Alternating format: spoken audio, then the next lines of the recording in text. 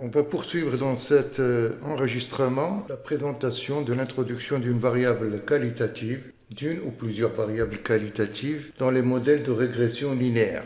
Et afin de mieux cerner le rôle des variables indicatives et ainsi procéder à leur interprétation, on essaiera d'aborder le sujet en utilisant l'exemple vu dans la précédente vidéo. Voilà le tableau Excel qu'on a vu présenter lors de la vidéo précédente. On avait la variable ici, variable Y, c'est-à-dire la variable réponse ou bien la variable à expliquer. De même, on avait une variable quantitative, à savoir le nombre d'années d'expérience, une variable fictive pour le sexe féminin et enfin des variables fictives concernant les zones, les régions où ont été enquêtées les personnes de l'échantillon. On a regroupé ça en 4 régions, le centre-nord, le sud et l'ouest. Mais bien sûr, il y a également la région de l'est. Donc revenons à notre présentation. Donc comme je l'ai dit, on va aborder le sujet de l'intégration des variables indicatives au sein du modèle de régression en utilisant l'exemple qu'on vient de voir. Et on abordera donc le problème progressivement en distinguant 3 cas. D'abord un modèle de régression avec une seule variable qualitative uniquement. Un second modèle avec 2 variables qualitatives.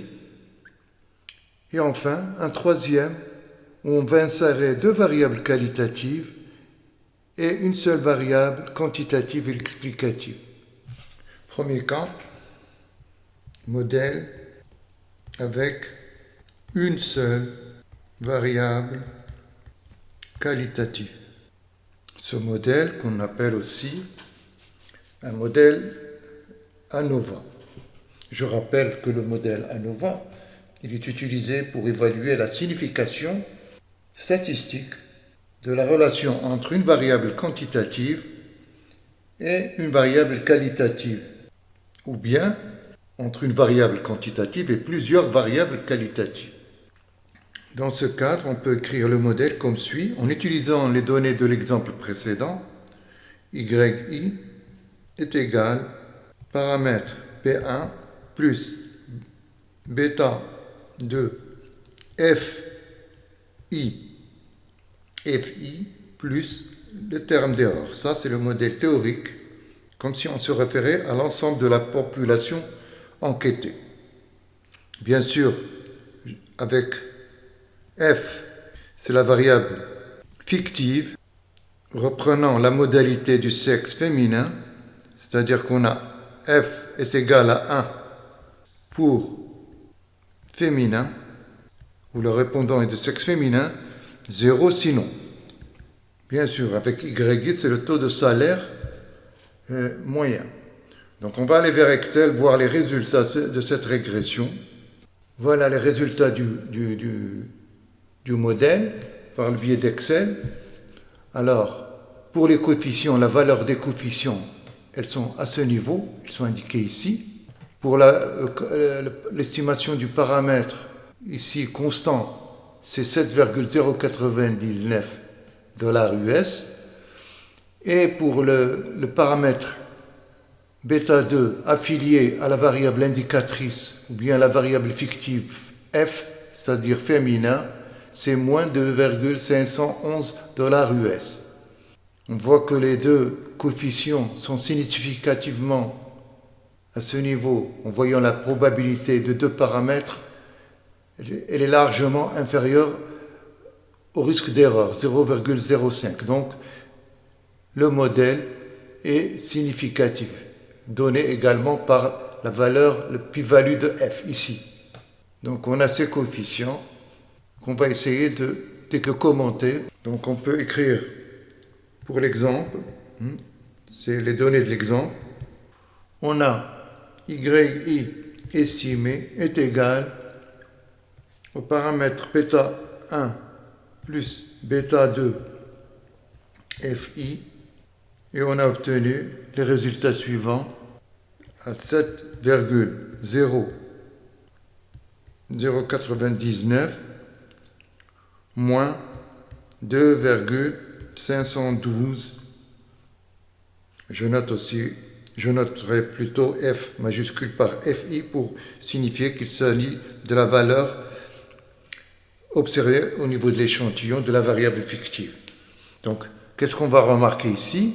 D'abord on a vu que le modèle était globalement significatif par le biais de globalement significatif par le biais de f de Fisher qu'on a vu au niveau de la table de résultats d'Excel.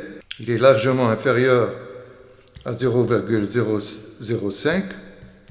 De même que les p-values des paramètres de l'estimation des paramètres bêta 1 et bêta 2 est largement inférieur à 0,05. Donc, ce que l'on peut conclure, c'est qu'il y a un impact de la variable qualitative sexe sur le taux de salaire moyen. Autrement dit, les femmes ont un taux de salaire moyen inférieur à celui des hommes. Si on veut voir ça à travers les espérances, donc on a espérance de YI sachant que F égale 0 pour la modalité masculine est égal à bêta 1 plus bêta 2, donc c'est fois 0, plus l'espérance de l'erreur c'est nul, donc à bêta 1, qui constitue le taux de salaire moyen pour le sexe masculin, pour les hommes. De même, si on prend l'espérance YI sachant que la variable indicatrice est égale à 1, c'est-à-dire pour les femmes, c'est quoi? Donc on a bêta 1 plus bêta 2 fois 1. Donc ça donne bêta 1 plus bêta 2, c'est le taux de salaire moyen pour les femmes. Donc on a trouvé pour notre estimation que bêta 1 estimé est égal à quoi? Est égal à 7,099. C'est le taux de salaire estimé pour les hommes. Et bêta 1 plus bêta 2 qui est égal à 7,099 moins 2,512. Cela donne un taux de salaire de 4,587 $ US pour les femmes. On voit qu'il y a une différence de taux de salaire entre hommes et femmes. Est-ce que cette différence est significative? Bien sûr que oui. Entre les deux groupes, hommes et femmes, bien sûr, puisque on a vu à travers les p-values des paramètres estimés qu'elles sont largement inférieures à 0,05. Donc on rejette l'hypothèse nulle. Ces deux résultats sont différents et l'écart entre les deux taux de salaire est statistiquement significatif, puisque on a vu que les p-values sont largement inférieures au risque de première espèce, à savoir 0,05. Donc, inégalité des salaires entre les deux sexes. Maintenant, on va essayer d'apporter un certain nombre de précisions concernant les résultats de ce type de modèle. Première précision, on utilise, dans ce cas, dans notre exemple qu'on a vu, un modèle avec constante. C'est-à-dire qu'il y a une constante au sein du modèle.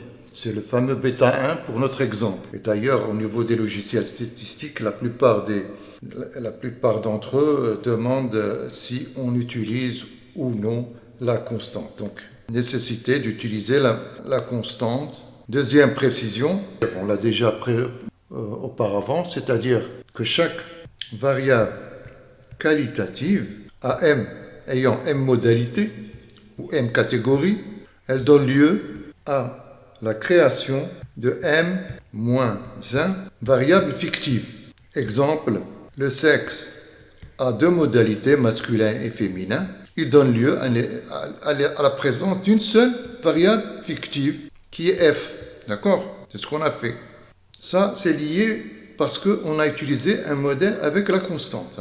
Si on veut éviter ce cas, il faut passer par un modèle où on n'utilise pas la présence d'une constante. Troisième précision, la catégorie pour laquelle aucune variable fictive n'est attribuée est appelée variable de base ou de référence.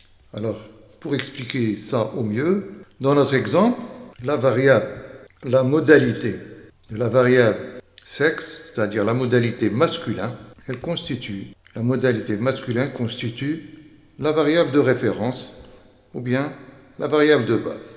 Je tiens à préciser à ce niveau, quelle que soit la variable de base qu'on choisit, par exemple, si on avait choisi dans notre exemple comme variable de base la modalité féminin au lieu de masculin, on trouvera les mêmes résultats. Ceci ne change en rien les résultats du modèle.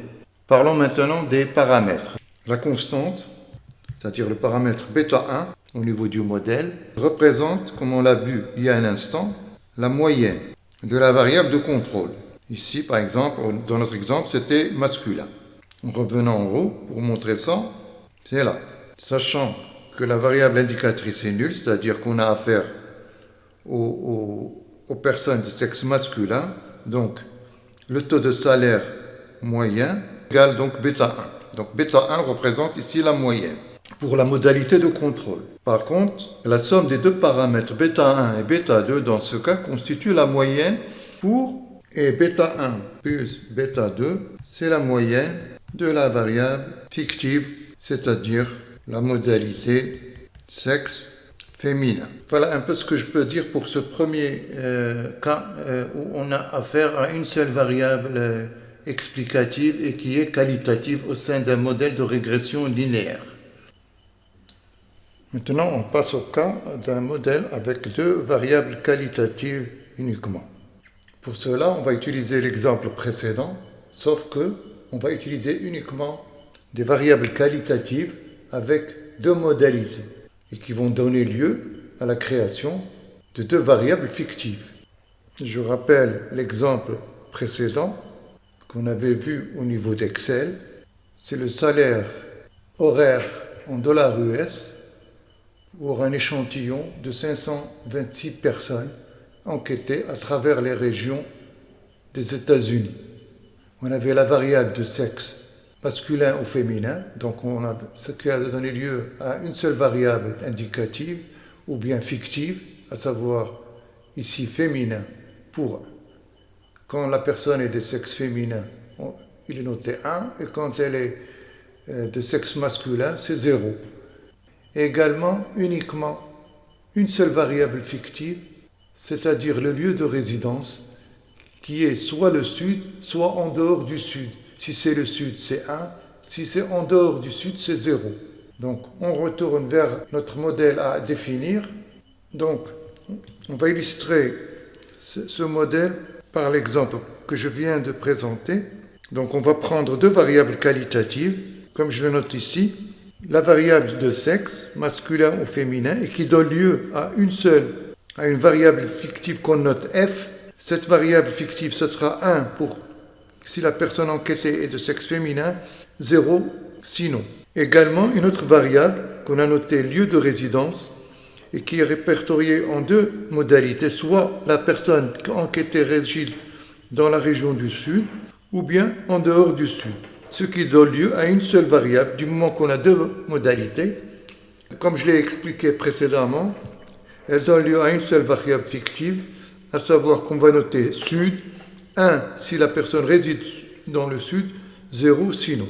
Avec ces notations, on va écrire le modèle théorique pour l'ensemble de la population, qui est égal à YI plus les paramètres β1 plus β2, FI plus β3 pour la variable fictive sud plus le terme d'erreur. Ça, c'est l'échantillon théorique, c'est-à-dire comme si on avait affaire à l'ensemble de la population et non à l'échantillon. Maintenant, expliquons un peu les paramètres. Qu'est-ce que cela veut dire?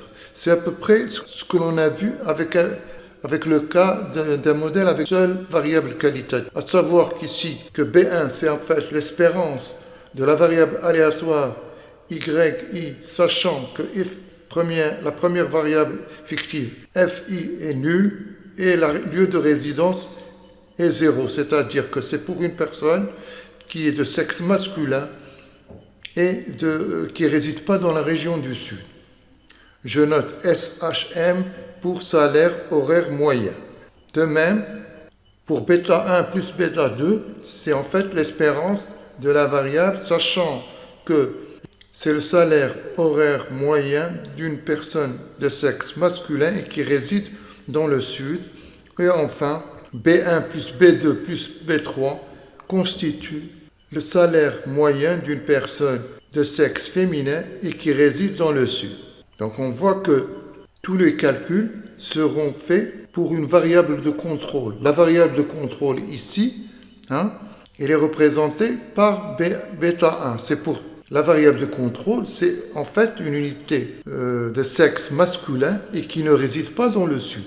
Bêta 2 et bêta 3 seront comparés par rapport à bêta 1. En fait, bêta 2 et bêta 3, ce seront que des écarts par rapport à bêta 1.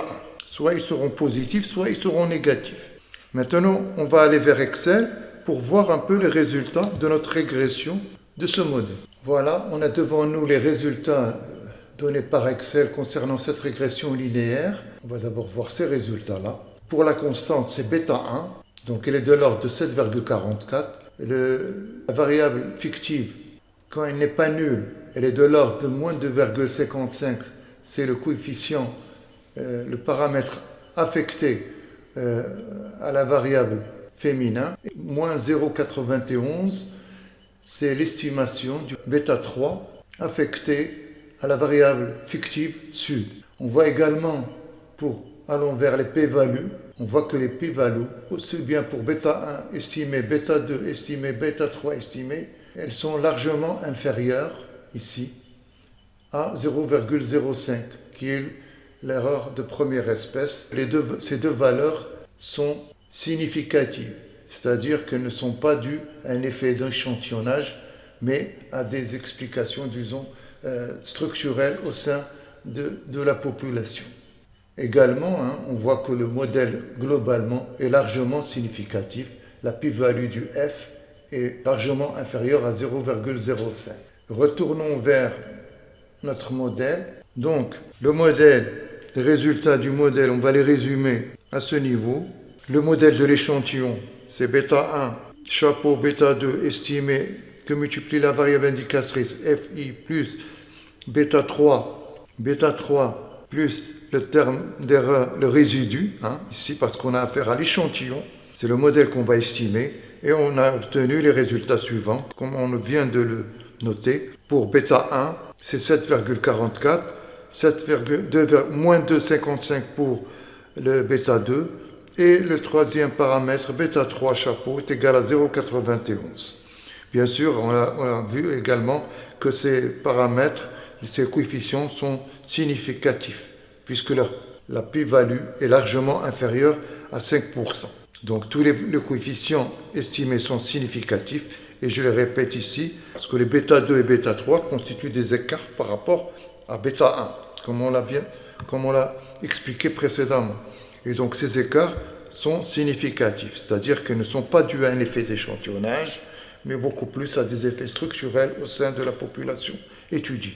Donc, on compare ces résultats avec la variable de contrôle.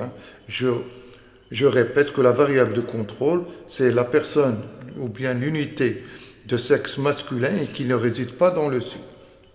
Et ainsi, on obtient les salaires suivants. Comme on va le remarquer. Donc, bêta 1, c'est le salaire moyen estimé pour une personne de sexe masculin et qui ne réside pas dans le Sud. C'est bêta 1, c'est 7,44 $ US par heure. À partir de ce salaire, on estime les écarts. L'écart par rapport à ce salaire, pour une personne de sexe féminin, il est de moins 2,55. Et l'écart par rapport à ce salaire, pour une personne qui réside dans le Sud, il est de moins 0,91. Ça sera plus clair ici. Donc, je répète les résultats. Donc, on voit ici que déjà, on a toujours la valeur de la variable de contrôle. Bêta 1, il est partout. C'est une personne de sexe féminin qui ne réside pas dans le Sud, qui a un salaire horaire moyen de 4,89 $. Pour une personne de sexe masculin et qui réside dans le Sud, elle a un salaire horaire moyen de 6,53. Et enfin, le salaire moyen le plus bas est pour une femme qui réside dans le Sud. Et on voit un peu l'inégalité au niveau entre régions, d'abord entre les sexes, mais aussi entre les régions.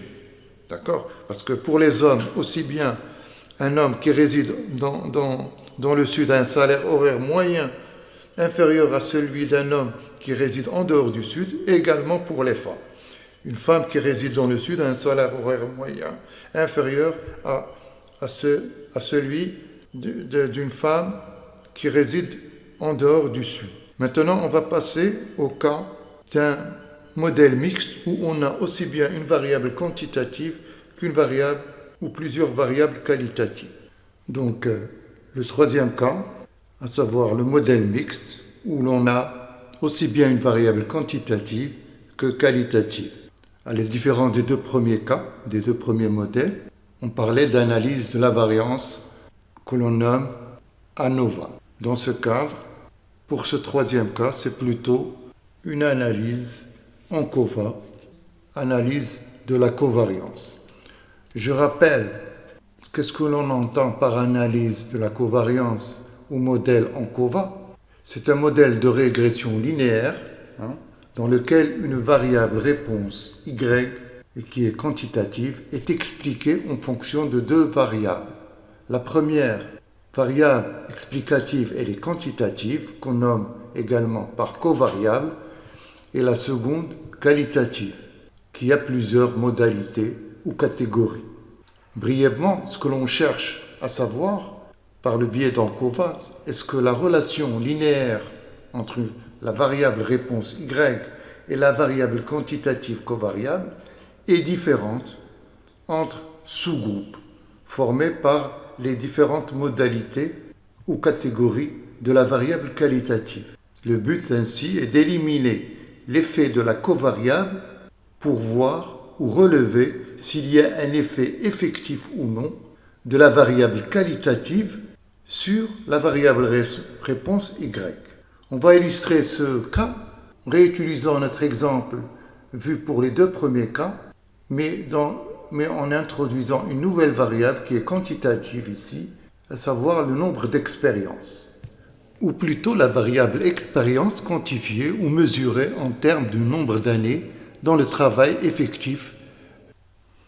Donc on va passer à l'exemple d'illustration de ce modèle mixte qu'on appelle aussi modèle en COVA. On va utiliser l'exemple précédent, à savoir le salaire en fonction de la variable fictive féminin et du nombre d'années d'expérience. Comme on le voit ici, la nouvelle variable ici dans ce modèle, c'est XI, le nombre d'années d'expérience.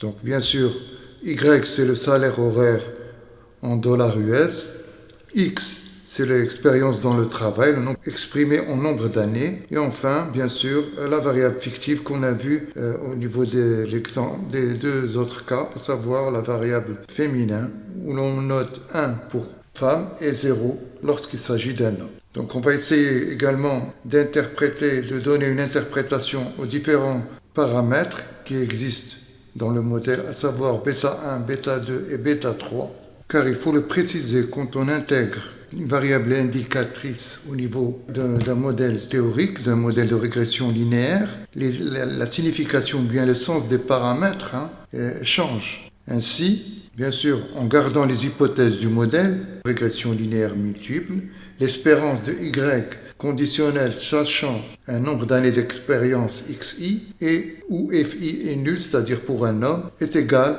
à bêta 1 plus bêta 3 XI. Bêta 1, bêta 2 et bêta 3, bien sûr, ce sont des paramètres au sein de la population totale, mais que l'on ne connaît pas. Ils sont inconnus. Et donc, bêta 1, à ce niveau, qu'est-ce qu'elle représente? Elle représente le salaire horaire moyen à l'origine, c'est-à-dire pour XI est égal à 0. Et bêta 3, là on retrouve la définition, le sens du paramètre qu'on a vu au niveau de la régression linéaire multiple, mais quand on a affaire à uniquement des variables quantitatives, B3 représente un peu le coefficient de croissance ou d'évolution de la variable réponse Y suite à une augmentation de X d'une unité. C'est-à-dire si on augmente le nombre d'années d'expérience par unité, quel est son effet sur la variable réponse. Cet effet est représenté par le coefficient B3. Bien sûr, toutes choses étant égales par ailleurs, c'est-à-dire les autres coefficients restant constants. Et donc, β1 plus β3, xi représente en fait le salaire horaire moyen, que je note par l'abréviation SHM d'un homme, sachant le nombre d'années d'expérience xi dans le travail. De même, pour avoir une signification, connaître un peu la signification du paramètre β2, on utilise là l'espérance mathématique. Donc on a l'espérance y sachant x est égal à xi, et pour une femme, fi elle est égale à 1, on a la quantité suivante, β1 plus β2 plus β3 xi. Le paramètre B3, le paramètre β2, qui est nouveau ici, c'est l'écart entre le salaire horaire moyen pour homme et le salaire horaire moyen pour femme à l'origine, c'est-à-dire pour xi est égal à 0. Et β1, β2 plus β2, la somme, plus β2 plus β3 xi représente le salaire horaire moyen d'une femme, sachant le nombre d'années d'expérience xi dans le travail. Voilà un peu la signification des différents paramètres β1, β2, β3. Bien sûr, maintenant, on a un échantillon d'à peu près 526 unités observées à travers le territoire américain. Mais rappelons qu'on veut estimer un modèle théorique, qui est à savoir yi est égal à β1 plus β2 fi plus β3 xi plus les termes de l'erreur. β1, β2, comme on le sait, ce sont des paramètres qui existent, qui sont réels, qui existent, mais inconnus.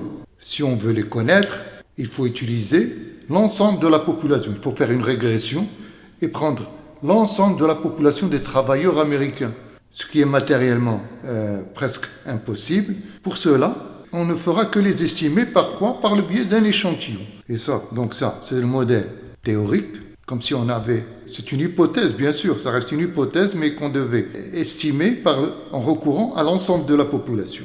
Par contre, le recours à un échantillon pour estimer ces paramètres. Dans notre cas, l'échantillon est composé de 526 travailleurs. Et donc le modèle que j'avais appelé au niveau des précédentes vidéos le modèle estimateur, c'est β1 plus β2 fi plus β3 xi plus, là on ne parle pas de terme d'erreur, mais un résidu, c'est-à-dire l'écart entre la partie qui va être estimée, le y qui sera estimé, et le y observé.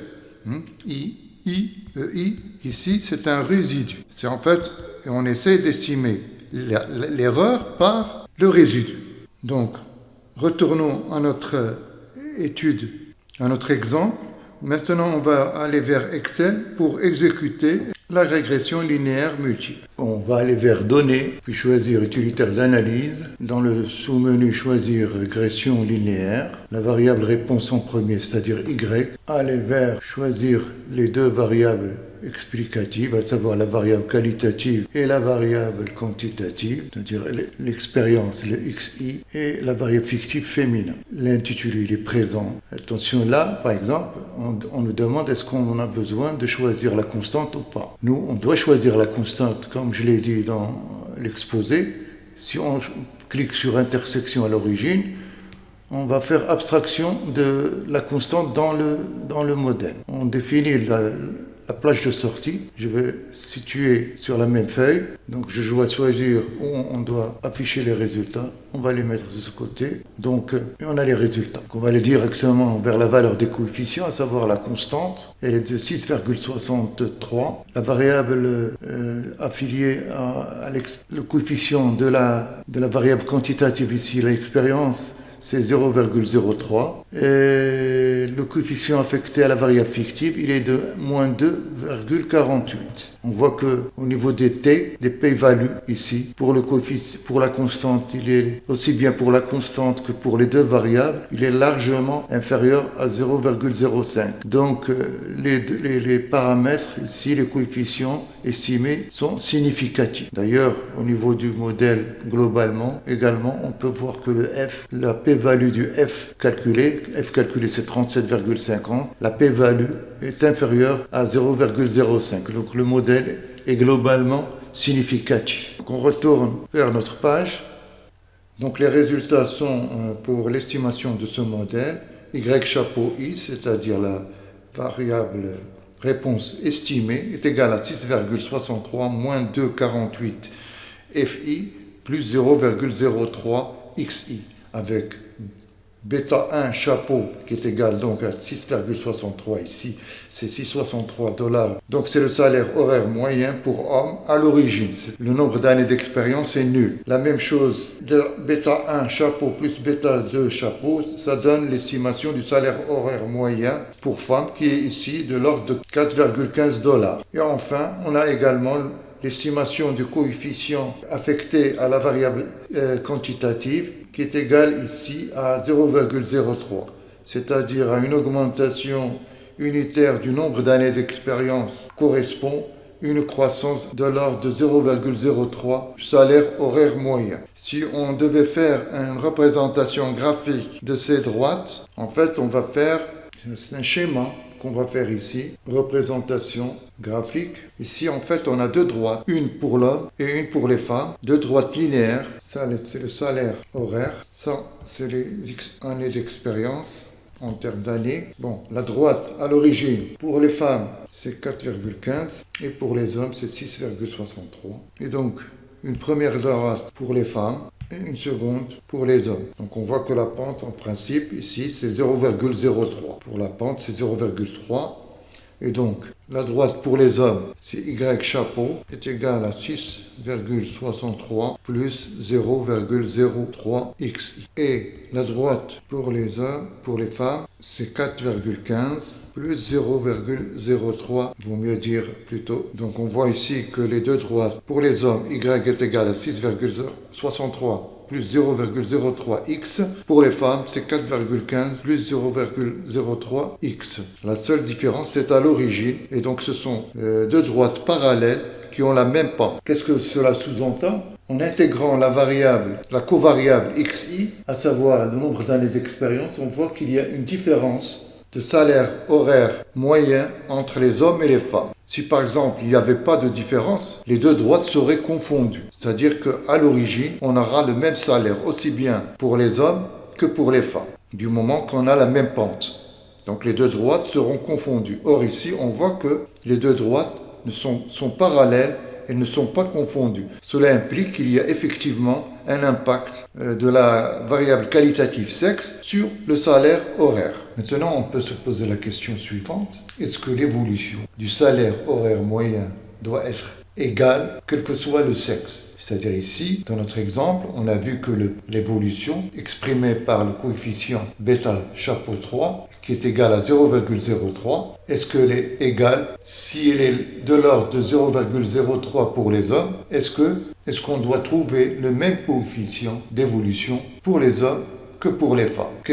Cette question va nous amener vers un autre sujet, à savoir l'interaction entre la variable explicative. Question, homme est-elle égale à l'évolution du salaire horaire moyen pour femme? Ici, on a trouvé que le bêta chapeau 3 est égal à 0,03. Donc, la droite pour les hommes, Y chapeau, était égale à quoi? Était égale, on avait trouvé 6,63 plus 0,03 x. Et dans notre modèle, on a supposé que cette évolution serait également la même pour les femmes. Maintenant, si on veut voir s'il y a des évolutions différentes entre les deux modalités de la variable qualitative, on va reformuler le problème ou bien le modèle en intégrant ce que l'on a, en intégrant l'effet de l'interaction entre variable qualitative et variable quantitative. Pour cela, on va poser le modèle suivant. Donc, on va aller créer une nouvelle variable. En fait, cette variable, c'est le produit de FI et XI. Pour cela, maintenant, on va aller également pour Excel pour exécuter cette régression linéaire de ce modèle. Donc voilà, nous sommes de nouveau face à Excel. Comme vous le voyez ici, on a le tableau. On a ajouté une nouvelle variable, le produit entre la variable fictive féminin et le nombre d'années d'expérience dans le travail. Donc on va utiliser ces trois variables explicatives. pour voir un peu s'il y a effectivement une interrelation entre variables explicatives. Donc on a fait la régression, comme vous le voyez ici. Pour les paramètres, on a obtenu les coefficients suivants qui sont là.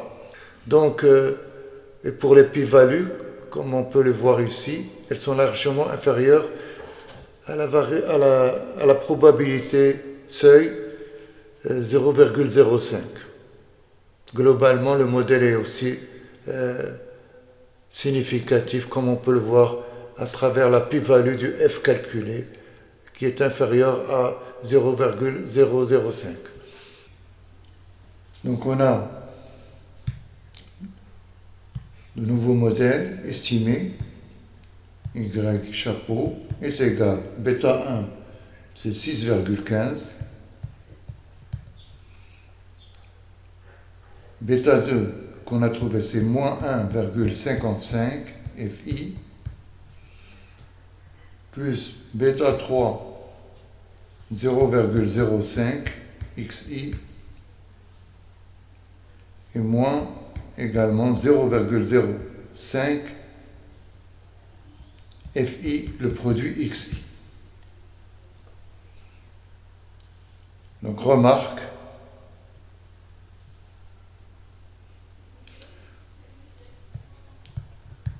le modèle est globalement significatif par le biais de la p-value du f, et également que les p-values, les probabilités critiques des coefficients sont inférieures à 0,05, donc ils sont significatifs. Mais ce qui nous intéresse ici, c'est de voir la pente.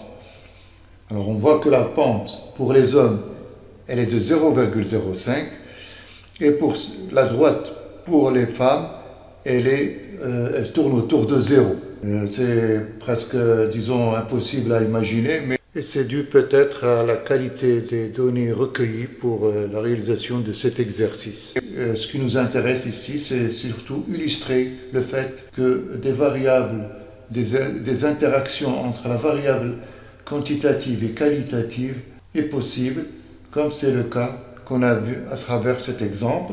Donc on peut résumer les résultats dans un petit tableau. Donc alors pour le salaire horaire moyen à l'origine, ça c'est pour les hommes, pour les femmes, et la pente, c'est-à-dire l'évolution. Le salaire à l'origine pour les hommes était 6,15 et 4,60. Et enfin, la pente est à peu près au niveau de 0,05, c'est-à-dire une croissance unitaire de 0,05, tandis que pour les femmes, elle équivaut à 0. Voilà qui achève cette présentation de l'intégration de la variable indicatrice ou fictive dans un modèle de régression linéaire multiple. Sur ce, je vous dis à la prochaine et salut!